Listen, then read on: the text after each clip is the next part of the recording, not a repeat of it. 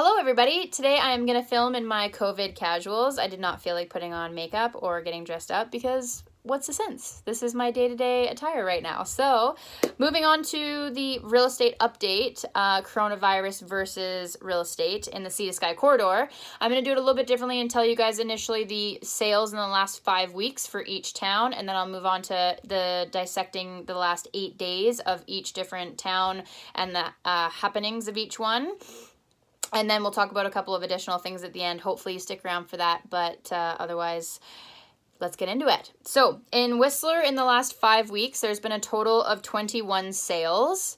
In Pemberton, in the last 5 weeks, there's been a total of 5 sales. And in Squamish, in the last 5 weeks, that has been registered, there was a total of 23 sales.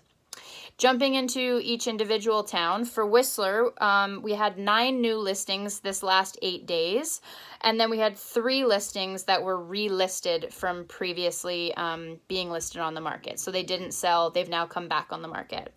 In this last week, we've had 3 sales in Whistler. All were investment properties.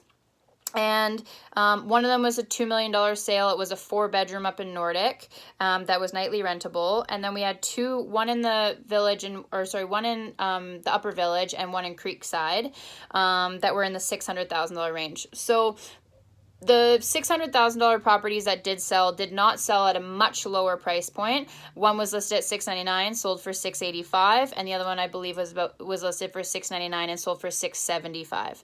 So we're not seeing a drastic jump yet of reductions and whatnot, but there are some properties that are starting to trickle down.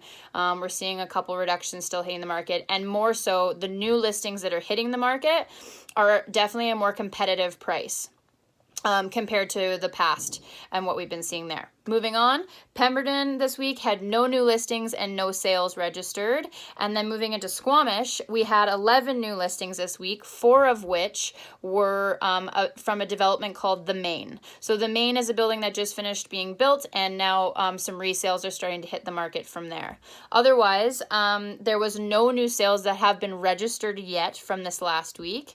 I did learn from a friend of mine in Squamish that said that apparently Squamish sales tend to trickle in a little bit later than normal, just given when the deposits are due and when all the paperwork is registered. So a couple interesting facts is that from the last couple of weeks that I've been documenting these market updates, there have been some sales in Squamish that did not register until just recently. So over the course of the last basically 2 weeks, there's been 6 sales that were not registered in total. So some single family homes, a couple condos and things like that. But again, nothing too far away off of price. There's no crazy reductions happening yet, and there's no fire sales been going on.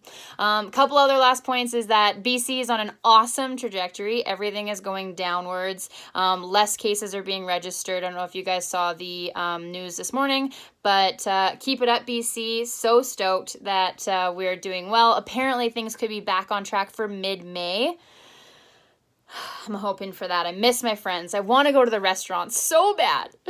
Otherwise, RE/MAX, I wanted to give a big shout out to RE/MAX. My brokerage is awesome and has put together a really great resources page for the federal government things that they've put in place for all of us. So if you're having trouble understanding, what's going on with that and where to look for the resources, www.remax-whistler/resources.